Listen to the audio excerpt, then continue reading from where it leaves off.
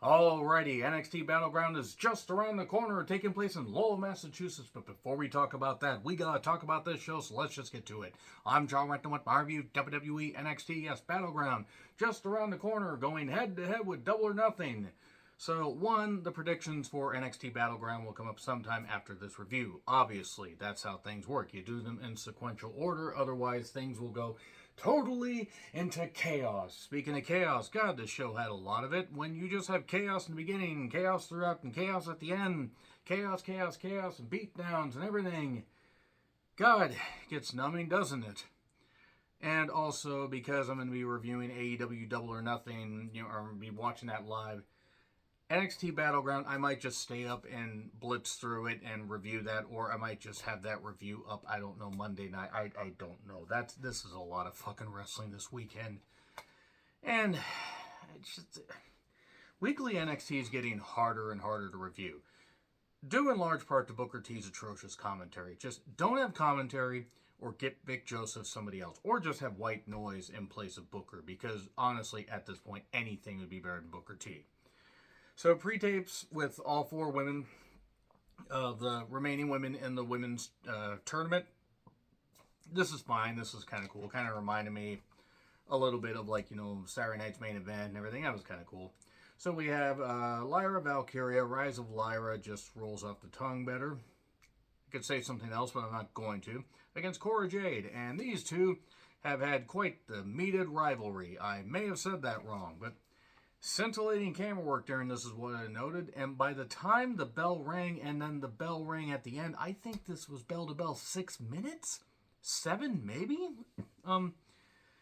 Lyra has a unique look, unique offense. I don't know what this is. Somebody explain to me what this is. Other than that, she's good. Cora also embraces heel persona. She bumps off the ropes and runs into the roundhouse kick. 1, 2, 3. So that was quick, and given some of the other shit on this show, I'm surprised this is so short. But then Cora attacks Lyra, attacking her knee with the kendo stick, breaking her stick out and causing a lot of throbbing, undulating pain in Lyra's knee. What am I on about? I don't know. So there you go. Dragunov then blindsides Dijak, hits him with a chair, and tries to crush him in the door, but they stop that. Don't worry, this is the only time you will see this. Then recaps of Axiom Verge and Scripps. That feud that went nowhere. Speaking of going nowhere, Axiom Verge against Dabba-Kato. Dabba-Kato has been with this company for now coming up on 7 years. And at this point, if this is the best that he is after being in the Performance Center and doing something, look, I get it. You can't teach height, but good God, this was brutal. He wins with a choke bomb in 5 minutes, maybe. So at least some of the matches were short, but then another beatdown. We haven't seen that since, the first match. And then Reggie comes in. Did he say Scripps wasn't him? That wasn't me. Is he going to do a dual personality thing, or is he going to make it like where Scripps is a totally different person? Or are they going to forget the Scripps happened? Hopefully the latter. Tony D is with a cop in a broom closet, seemingly. Why is any of this on a wrestling show? This was all in 20 minutes. All that stuff I described within 20 minutes of the show. Good grief. And a pre-tape package on Steiner. And then we have Gallus in for a promo, complete with green lighting. What were they saying? What the hell were they saying? The Creeds show up. Promos aren't their strong suit. I mean, they're getting better, but, they're better as far as in-ring talents. We get a bit of a, fracas and everything, but here's stacks to even the odds. By the way, a match of Battleground is going to be happening, a tag title match.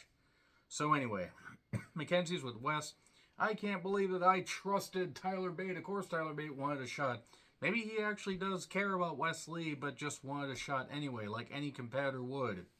Then Tyler Bate took on Eddie Thorpe, and the match was fine. Wesley was on commentary. Can you tell I'm just blitzing through a lot of this stuff?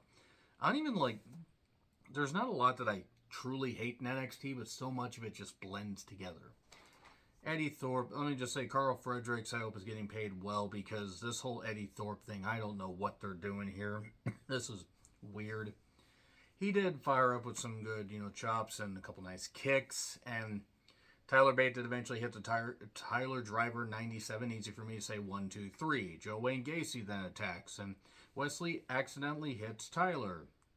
Or accidentally hits him is what I meant to do. I'm tired, I'm sorry, and Joe Wayne Gacy lays them both out. God help us if he wins the North American title. Not because Joe Wayne Gacy's a bad worker. He's a fine worker. He's a fine promo. This schism thing is stupid. And Ava Braun was watching on. I felt like me in the same end as Ava Braun after this. So anyway, Rise of Lyra says she'll be ready for Sunday. Noam Dar took on Frazier. That's his name now. I'm dropping the Mega Man thing because the guy's a freaking kook that believes in the type of church he believes. Go check his fucking Twitter. It's a freaking scam of a church. And again, most churches are scams.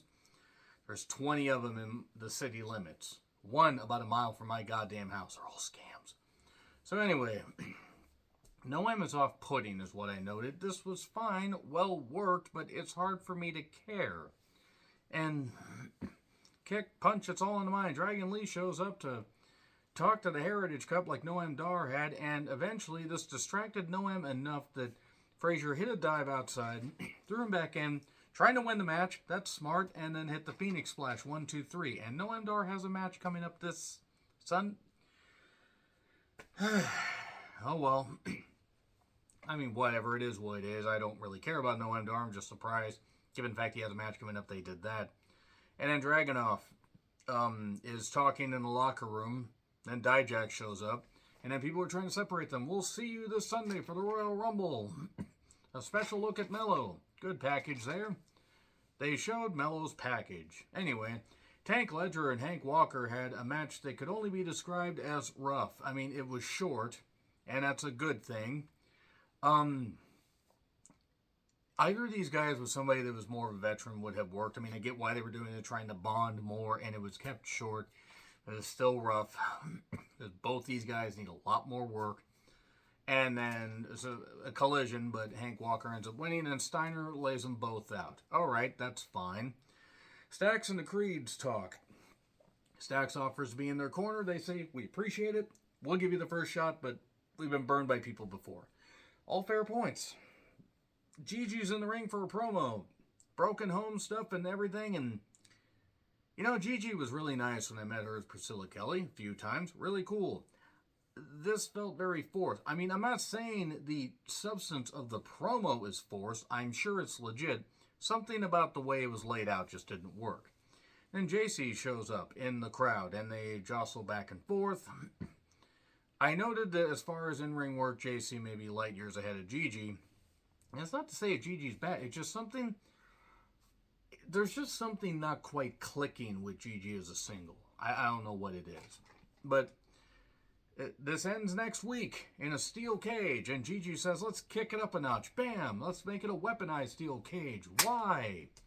Why do you need to add what? If you want JC to bring in, I don't know, a chain, and Gigi could bring in a chair or something like that, fine. They bring in one weapon and they utilize it here and there, and that's okay. Except the cage is the actual weapon, and when I've seen so many cage matches with so much weaponry, constantly, throughout, for no reason, when the cage is enough, I just don't understand why you need to weaponize a steel cage. It's like bringing all the weapons into War Games, which is stupid, because War Games is supposed to be the blow-off. Don't just bring in everything. Sorry, calm. I'll give it a chance, but I'm just not that optimistic. And I like both of these talents. I like JC Jane. I like Gigi. Who is Luca Crucifino? Who? He looks like a beefier Petey Williams. Heritage Cup rules package. This was nice. They explained the rules. I don't really give a fuck about the rules, but good for them. NXT Anonymous is there with Noam Dar and Oro and the Blind Force, and then Lash Legend and I believe Jamara Jackson, I think, the one with the orange hair. They kind of mocked Noam Dar. Then Von Wagner took on this Luca Crucifix. I'm just calling him Crucifix. Luca Fix. That's just what I'm going to call him from now on. They're cheering Von Wagner. I want everybody in that crowd arrested for impersonating wrestling fans. I kid. If you like Von Wagner, that's fine. I don't, because I like Downs that actually don't look like, well, they don't look, maybe like they've been hit in the head one too many goddamn times. So anyway, the picture gets brought out where there's a scar around, baby Von's head. And Vaughn is going to kill you chance. Again, arrest those fans for impersonating wrestling fans. DQ finish, and then he teases a announcer's table bomb, and then doesn't do it, and then comes back and does it. And the table didn't break. I am the table. They're trying to make Von Wagner face. If he actually did overcome something very, very traumatic, as far as physical, something very physically altering, I'm glad he's okay. There is no amount of work that they can put in to make me cheer this guy. I don't wish ill upon him, but I call him the lobotomized zebra for a reason, which I might have to retire if it is actually something legit. More Tony D. Cobb stuff. He's arrested. Arrest everybody involved in creative for making this show. Perez then took on Stratton. Semi-final match, and crowd was into it. Perez can work. Perez can't cut a promo. And Stratton was a lot more over here than I anticipated. I'm not complaining. There were PME chants, not PMS chants. We're not cramping our style here. Well, this is going well. The prettiest moonsault ever, and eventually she hits it. 1, 2, 3. Okay. Stratton versus Valkyria. That's cool. They have a stare down after we get the battleground rundown. And then suddenly, the masked individual, whatever, beats down Roxanne Perez. And then she gets run off. And then Dijak comes out, Dragunov comes out. And we'll see you this Sunday for the Royal Rumble. That's it. That's what you got on NXT. I'm really going to revisit whether I'm going to continue to review NXT weekly, because the show's kind of getting to be a bit of a chore. And this is just chaos for the sake of it, and beatdowns and constant shit and everything, and none of it means anything. Agree, disagree with what I said? Like, share, subscribe, Twitter handle in the description. I'm John Ritlin. I'll see you soon.